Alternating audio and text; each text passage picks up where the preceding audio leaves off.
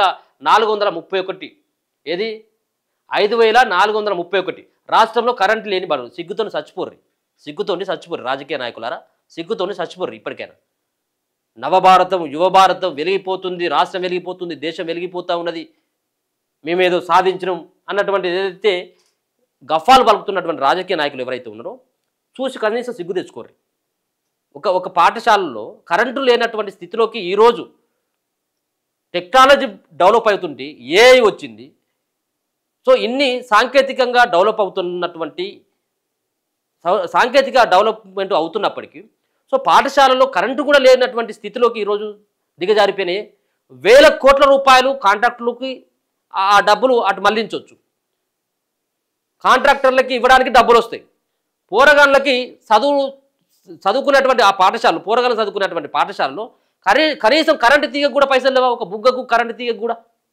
So అటువంటి స్థితులలో రాష్ట్రంలో current లేనటువంటి బడులు 5431 ఉన్నాయట ఏం సాధించింది సార్ మీరు ఈ ప్రగతి ఈ తెలంగాణ రాష్ట్రం ప్రత్యేక తెలంగాణ రాష్ట్రం వచ్చినప్పుడు ఇది ఈ 11-12 ఏళ్ళుగా ఇదే కథ దాని తర్వాత అంతకు ముందు ఉన్నటువంటి ఉమ్మడి ఆంధ్రప్రదేశ్లో ఇదే కథ ఇది కేవలం ఈ రాష్ట్రంలో కాదు దేశంలో చాలా ప్రాంతాల్లో ఈ స్కూళ్ళ పరిస్థితి ఈ విధంగానే ఉన్నది సార్లు ఉంటే సాకుపిసులు ఉన్నాయి సాకుపిసులు లేనటువంటి బళ్ళు ఎన్నో ఉన్నాయి పంతులు లేనటువంటి పాఠశాలలు ఎన్నో మూతపడ్డాయి కరెంటు లేనటువంటి పాఠశాలలో ఇప్పటి వరకు పిల్లలు చదువుకుంటా ఉన్నారు కరెంటు లేనటువంటి పాఠశాలలో ఇదేంది ఇది బాలికల మరుగుదొడ్లు లేనివి 5124 బాలికలకు మరుగుదొడ్లు లేవు టాయిలెట్ పోద్దామంటే పోరగాళ్ళు టాయిలెట్ పోద్దామంటే కనీసం టాయిలెట్ లేనటువంటి బళ్ళు 5124 ఉన్నాయట కంప్యూటర్లు లేనివి స్కూల్ 22% ఉన్నాయి ఇక పోరగాళ్ళు ఎట్లా పోతారు సార్ బల్లెకు ఎట్లా పోవాలి ఈ సర్కారు బల్లెకి ఎట్లా పోవాలి ఉత్తలు పోసేదానికి కూడా కనీసం బాత్రూమ్ లేకపోతే పోవడం పోయి క్లాస్ రూమ్లో పోయాలా క్లాస్ రూమ్లోకి ఎట్లా పోయాలా ఎక్కడ పోయాలి మరి బాలికలు పాపం ఆడపిల్లలు చదువుకుంటున్నటువంటి ఆ స్కూళ్ళల్లో 5124 స్కూళ్ళల్లో ఆడపిల్లలకు టాయిలెట్ లేవు సిగ్గు తెచ్చుకోరు ఇప్పటికైనా మొన్నగా ఒక పాఠశాలలో పిల్లలు ఆడపిల్లలు పాపం ఆడపిల్లలు వాళ్ళు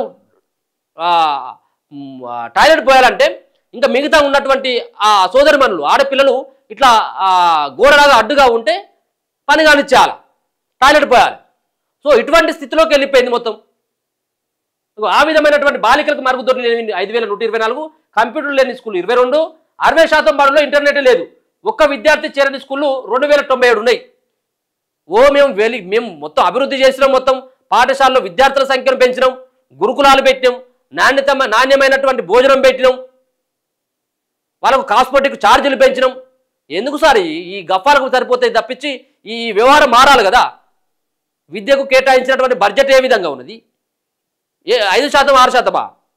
సో ఇటువంటి స్థితిలోకి ఉన్నాయట కేంద్ర విద్యాశాఖ అధ్యయనంలో వెల్లడి తెలంగాణలో మొత్తం 42,091 పాఠశాలలు ఉండగా 5,431 బడుల్లో కరెంటు లేదని కేంద్ర విద్యాశాఖ అధ్యయనంలో వెల్లడైంది దేశవ్యాప్తంగా పాఠశాలల స్థితిగతులపై కేంద్ర విద్యాశాఖ 2023-24 విద్యా సంవత్సరంలో నిర్వహించిన అధ్యయనం వివరాలను ఇటీవలే వెల్లడించింది దీని ప్రకారం పలు అంశాల్లో తెలంగాణ మెరుగైన స్థానంలో ఉందట ఇంకా అయినా కానీ మెరుగైన స్థానం అంటే ఇంతకంటే అధ్వానమైనటువంటి స్థితిలో కూడా వేరే రాష్ట్రాలు ఉన్నాయన్నట్టే కొంత మెరుగ్గానే ఉన్నదట ఇంకా మెరుగైన స్థానంలో ఉండగా కొన్ని అంశాల్లో మాత్రం మెరుగబడింది ఈ అధ్యయనం ముఖ్యాంశాలు రాష్ట్రంలో అసలు విద్యుత్ సౌకర్యాలు లేని బడుల సంఖ్య 2065 అంటే 4.81% కాగా కరెంటు కనెక్షన్ ఉన్న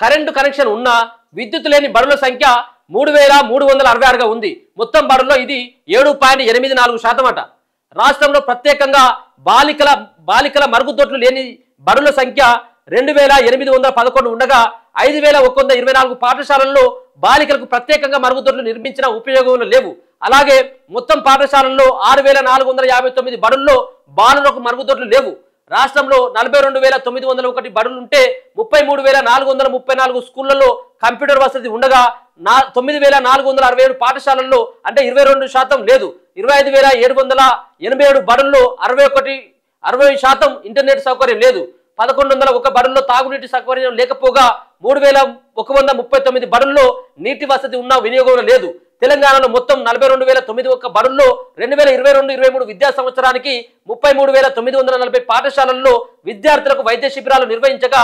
8,961 బడుల్లో నిర్వహించలేదట. అంటే విద్యార్థుల ప్రాణాలు అంటే లెక్కలేవు, పోరగాళ్ళకు సంబంధించినటువంటి మౌలిక వసతులు అంటే విలువ లేదు. సో కంప్యూటర్లు లేవు, పుస్తకాలు లేవు, సరైనటువంటి సమయానికి బట్టలు లేవు, సార్లు చక్కగా ఉండరు, దానికి కనీసం కాంపౌండ్ వాల్ ఉండదు, ప్లే గ్రౌండ్ ఉండదు. ఇదంతా చేసి పిల్లలంతా కూడా గవర్నమెంట్ పాఠశాలలోకి రావాలంటే ఎట్లా వస్తారు?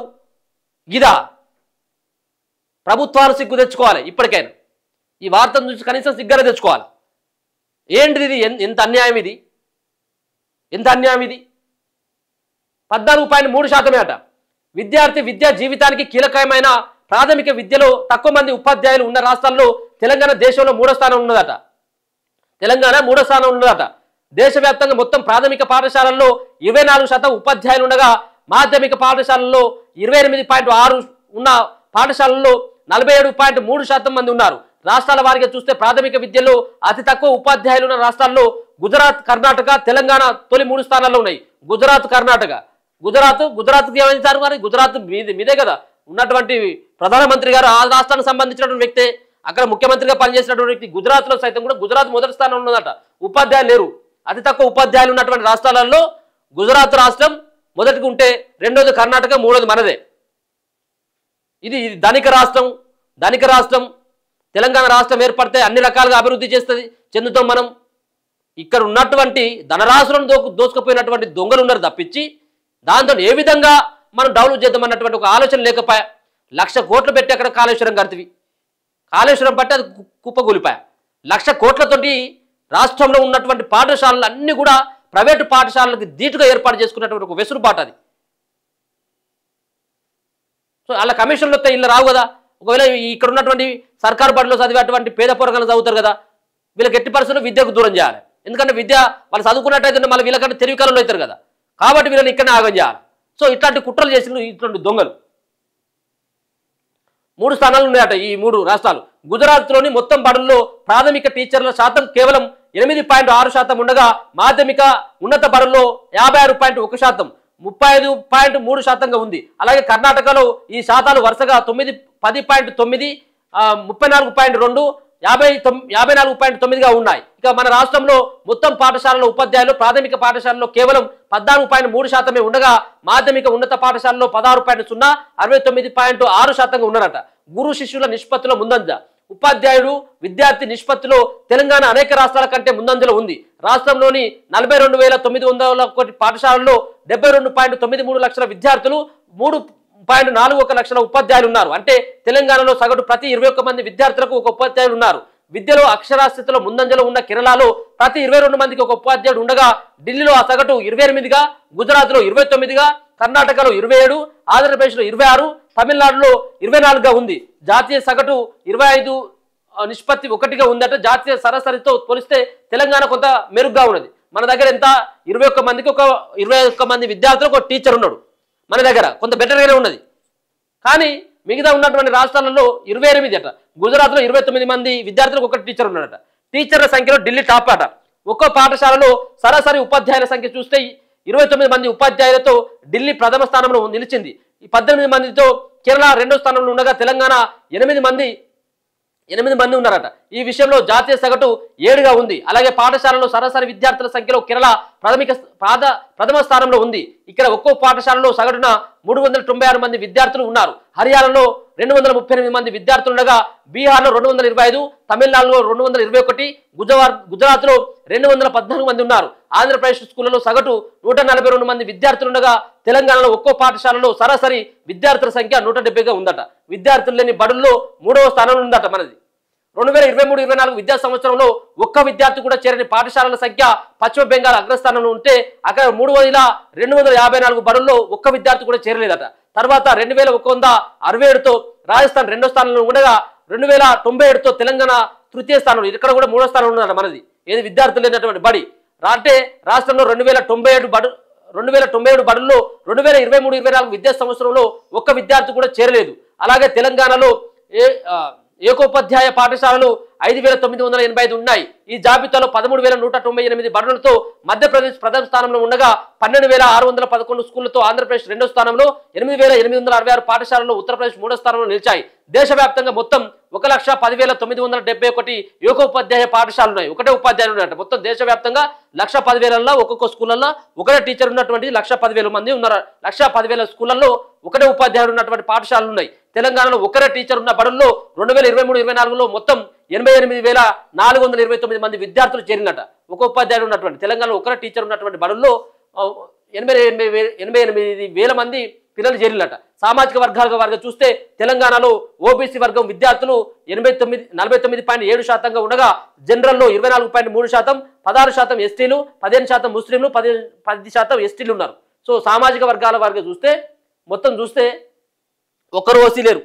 ఎస్సీలు, ఎస్టీలు, బీసీలు, మైనార్టీలు. సో ఇక్కడ ఉన్నటువంటి పరిస్థితి రాష్ట్రంలో దేశంలో ఉన్నటువంటి పరిస్థితి దయనీయమైనటువంటి స్థితిలోకి ఇలా బడుల పరిస్థితి, టీచర్ల పరిస్థితి, సార్ల పరిస్థితి, ఆడున్నటువంటి మౌలిక వసతుల పరిస్థితి కనుక చూసినట్టయితే కళ్ళెంబటి నీళ్ళు వచ్చేటువంటి ఒక పరిస్థితి కనబడుతుంది తప్పించి ఇలా దేశంలో కానీ రాష్ట్రంలో కానీ చదువును ఏ విధంగా విద్యార్థులకు నేర్పాలి, బయటకు సంబంధించినటువంటి దేశాలను చూసినా కనీసం నేర్చుకోవాల్సినటువంటి అవసరం ఉన్నది కదా.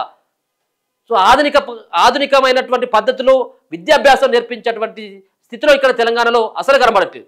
ఉన్నటువంటి పాఠశాలలు కంప్యూటర్లు కేవలం షోకేజ్ కోసం మాత్రమే వాళ్ళు పెడతా ఉన్నారు. దానికి బూజు పట్టి దాని మీద దుబ్బ బారి కనీసం తూడ్చడం కూడా లేడు.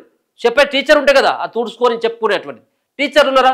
గవర్నమెంట్ సంబంధించినటువంటి బల్లోకి మేము కంప్యూటర్ విద్యను నేర్పిస్తా ఉన్నామని చెప్పేసి కంప్యూటర్లు పంపిణీ కానీ కంప్యూటర్ నేర్పించేటువంటి ఒక టీచర్ను అపాయింట్మెంట్ చేయలేకపోయాడు. సో ఇది పరిస్థితి తెలంగాణ రాష్ట్రంలో. ఇప్పటికైనా కనీసం తెచ్చుకోవాలా.